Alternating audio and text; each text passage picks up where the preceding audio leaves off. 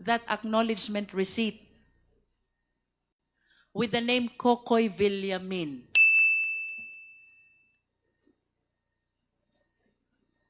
Sino po si Kokoy Villamin?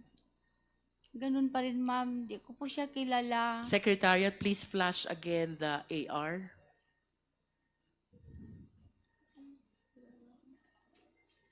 Natanggap po lang kaling kay ano. Mr. Chair. Madam Vice President. Thank you, sir. Ms. Acosta has been crying since this hearings started because of her fear and a lot of other things. Can we just give her some air? 1 minute suspension is declared by the chair.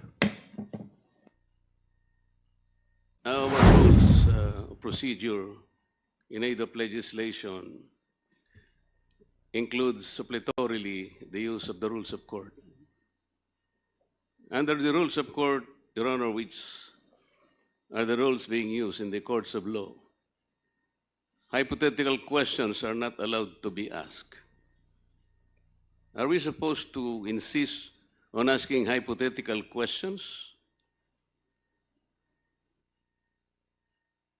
Could you please be specific, Congressman Marcoleta? It's very specific, Mr. Chair.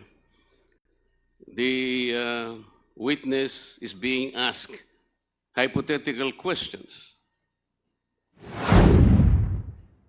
These are disallowed in the courts of law. If you're using the rules of court suppletorily, what is the purpose of asking hypothetical questions?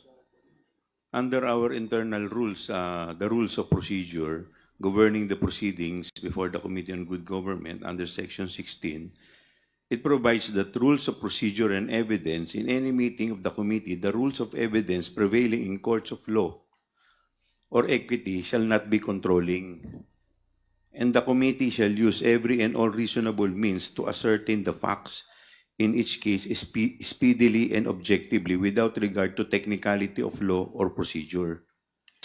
Yes, Mr. Chair, we're talking of facts. All in the We're intent. not talking about hypothetical situations here. We're not supposed to be getting facts out of speculations. We cannot speculate on the questions that should be asked and answered. This will not benefit the committee, Mr. Chair. Thank you very much. Thank you. Noted, Congressman Marcoleta. Mr. Chair. Please Mr. Chair. continue with the... Mr. Chair. Congressman Dagdag lang po na Manuel. response, Mr. Chair, since always po ini-invoke na kung ano yung dapat na conduct ng committee, ano yung bounds ng mga discussions natin. Mr. Chair, again, ang ginagawa po natin ay in aid of legislation at hindi po tayo makakagawa ng mga batas, hindi natin maaral yung pwedeng maging mga batas kung hindi natin pag-uusapan yung mga posibleng scenarios kahit hindi pa nangyayari, Mr. Chair. We can't have good laws kung hindi natin pag-uusapan paano yan pwedeng ipatupad, paano yan pwedeng maabuso, which means yung nagiging line of questioning na ating colleagues are essential to the conduct of our proceedings sa komite. Ilang, Mr. Chair. Thank you. Mr. Chair, this is the problem of non-lawyers. They insist on something that should not be done. Noted, Thank you. Congressman Marcoleta.